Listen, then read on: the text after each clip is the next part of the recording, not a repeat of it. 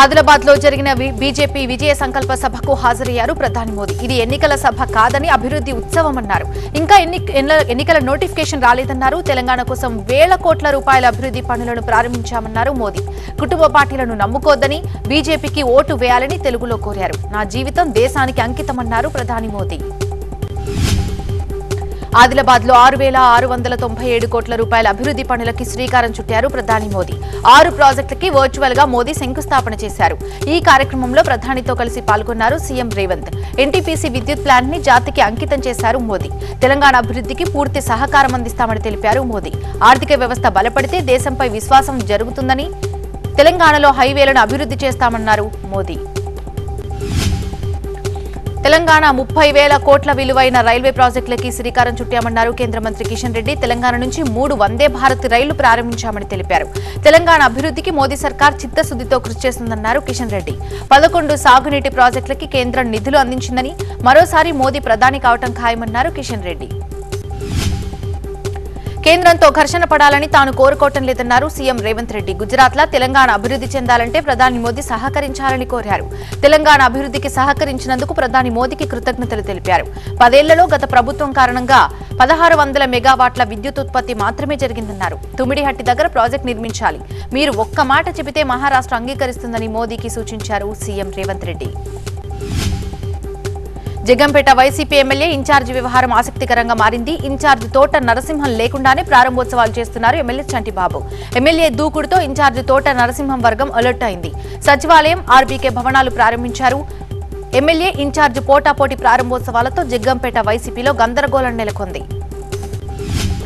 గత ఎన్నికల్లో జగన్ తనను మోసం చేస్తే పవన్ కళ్యాణ్ అక్కున చేర్చుకున్నారన్నారు జనసేన ముమ్మిడివరం ఇన్ఛార్జి పితాని బాలకృష్ణ. పవన్ కళ్యాణ్ తనకు పార్టీ కండువా కప్పి అసెంబ్లీ సీట్ ఇచ్చారన్నారు. ముమ్మిడివరంలో అవకాశం లేకపోతే రామచంద్రపురం లేక మరో చోట అవకాశం కల్పిస్తారని ఆశాభావం వ్యక్తం చేశారు. రాబో ఎన్నికల్లో తాను పోటీ చేయడం తథ్యం, గెలవటం కూడా తథ్యమన్నారు పితాని. పెనుకొండ టికెట్ విషయంలో టీడీపీ నేతల మధ్య ఫైట్ మరింత ముదురుతోంది. ఇప్పటికే అభ్యర్థిగా సవితను ప్రకటించిన సీనియర్ నేత బీకే పార్థసారథి రెడ్డి వెనక్కి తగ్గటం లేదు. చంద్రబాబు కదలిరా సభలో బల ప్రదర్శనకి సిద్ధమయ్యారు. సత్యసాయి జిల్లా అధ్యక్షుడిగా ఉన్నటువంటి పార్థసారథి ఎట్టి పరిస్థితుల్లో తానే పోటీలో ఉంటానంటున్నారు. ఎంపీ టికెట్ను మరో రూపంలో న్యాయం చేస్తామని చెప్పినా తగ్గేదేలే అంటున్న వైనం ఇప్పుడు ఆసక్తికరంగా మారింది. పెనమలూరు టీడీపీ అభ్యర్థి రేసులో కొత్త నేత పేరు తెరపైకొచ్చింది. ఇటీవలే పార్టీలో చేరినటువంటి చంద్రశేఖర్ పేరుని పరిశీలిస్తోంది అధిష్టానం. కమ్మ కార్పొరేషన్ చైర్మన్ గా పనిచేసిన తుమ్మల చంద్రశేఖర్ ఇప్పటికే రాబిన్ శర్మ టీంతో సమావేశమయ్యారు. ఆయన స్థానికుడు కావడం, ప్రజల్లో మంచి సంబంధాలుండటం, ఆర్థికంగానూ బలమైన వ్యక్తి కావడంతో తుమ్మల చంద్రశేఖర్ పై ప్రజాభిప్రాయం తీసుకుంటోంది టీడీపీ అధిష్టానం. మైలవరం అభ్యర్థి ఎంపిక ఇప్పుడు పార్టీకి తలనొప్పిగా మారింది. ఎమ్మెల్యే వసంత కృష్ణ ప్రసాద్ వైసీపీని వదిలి సైకిల్ ఎక్కింది మొదలు మైలవరం రాజకీయం హాట్ గా మారిపోయింది.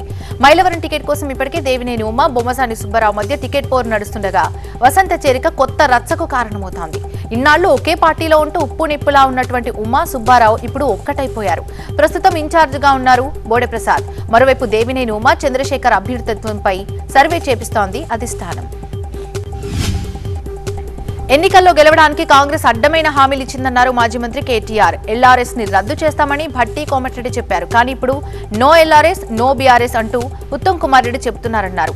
అయితే ఎల్ఆర్ఎస్ తో రాష్ట్ర ప్రజలపై 20,000 కోట్ల రూపాయల భారం ప్రభుత్వం మోపనుందని ఆరోపించారు కేటీఆర్. పార్లమెంట్ ఎన్నికలకి బీఆర్ఎస్ శంఖారావం పూరిస్తోంది. ఈ నెల 12న కరీంనగర్ బహిరంగ సభతో ప్రచారం ప్రారంభించనుంది.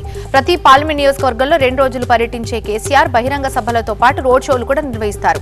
కేసీఆర్ ప్రచారం కోసం రోడ్ మ్యాప్ ని సిద్ధం చేస్తోంది బీఆర్ఎస్. పార్లమెంట్ నియోజకవర్గాల వారీగా నేతలతో సమావేశమయ్యే కేసీఆర్ ఇవాళ కరీంనగర్, పెద్దపల్లి అభ్యర్థులను ప్రకటించే ఛాన్సెస్ ఉన్నాయి.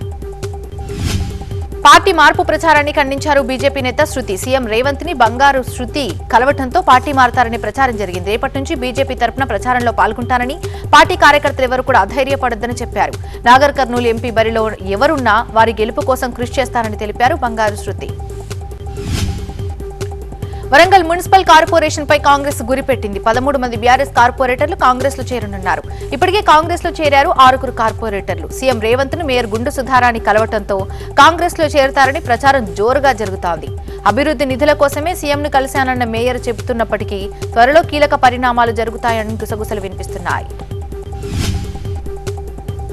తెలంగాణలో బీజేపీ ఆపరేషన్ ఆకర్ష్ కొనసాగుతోంది. ఇప్పటికే జహీరాబాద్, నాగర్ కర్నూల్ బీఆర్ఎస్ సిట్టింగ్ ఎంపీలు బీజేపీలో చేరారు.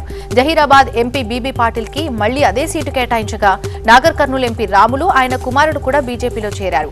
దీంతో నాగర్ కర్నూల్ ఎంపీ రాములు కుమారుడు భరత్ కి టికెట్ కేటాయించారు.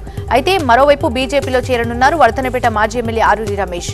వరంగల్ ఎంపీ టికెట్ ఆయనకు కేటాయించే అవకాశం ఉందనే ప్రచారం జరుగుతోంది. ఎంపీలు ఎమ్మెల్యేల లంచాల కేసులో సుప్రీంకోర్టు సంచలన తీర్పు చెప్పింది. లంచం కేసులో చట్టసభల సభ్యులకి మినహాయింపు లేదని స్పష్టం చేసింది.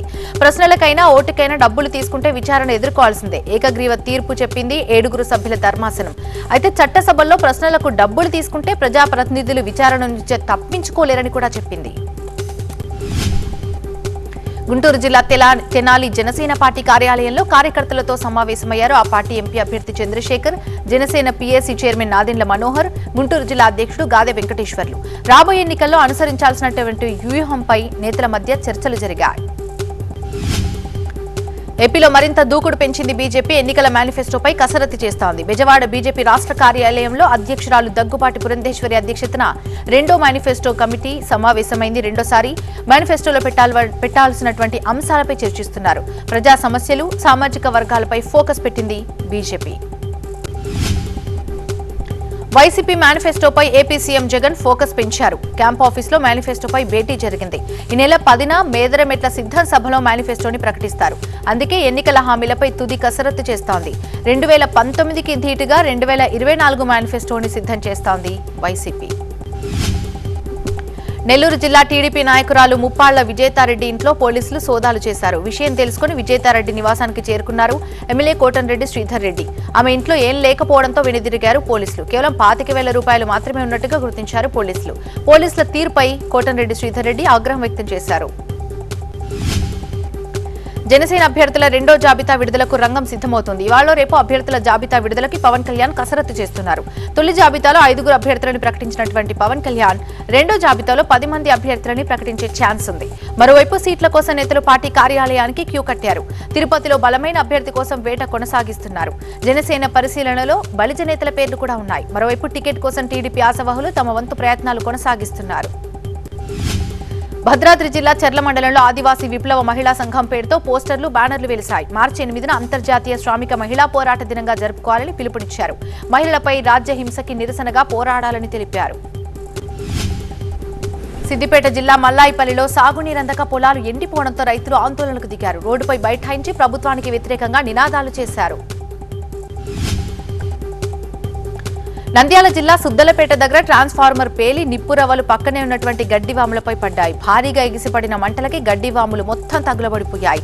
ఫైర్ సిబ్బంది సకాలంలో మంటలు ఆర్పడంతో పెను ప్రమాదమే తప్పిందని చెప్పాలి. ఖమ్మానికి చెందినటువంటి నిరుపేద విద్యార్థిని కొలపూడి శృతి ఏకకాలంలో 5 ప్రభుత్వ ఉద్యోగాలు సాధించింది.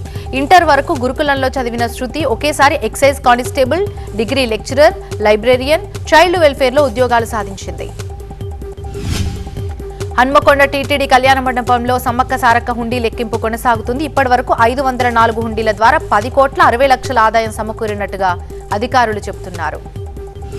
ఖమ్మం జిల్లా కాకర్లపల్లిలో చల్లారి చంద్రరావు పెరట్లో 4 అడుగుల సొరకాయ ఆకర్షణగా నిలిచింది. భీముడి చేతిలో గద ఆకారంలో ఉందంటూ భుజాన వేసుకుని తిరుగుతున్నాడు ఇంటి యజమాని. భద్రాద్రి జిల్లా కరకగూడెం తహసీల్దార్ నాగప్రసాద్ కుటుంబ స్థావరాలు, బెల్ట్ దుకాణాలపై ఉక్కుపాదం మోపారు. మండల వ్యాప్తంగా అన్ని గ్రామాలు తిరిగి బెల్ట్ దుకాణదారులకు స్ట్రాంగ్ వార్నింగ్ ఇచ్చారు. రాడిసన్ హోటల్ డ్రగ్స్ కేసులో విదేశాలకు పారిపోయిన నిందితుడు నీల్ కోసం పోలీసులు లుకౌట్ నోటీసులు జారీ చేశారు. ఇప్పటికే పరారీలో ఉన్నటువంటి 5 నిందితులు ముందస్తు బెయిల్ కోసం హైకోర్టుని ఆశ్రయించినట్టు సమాచారం.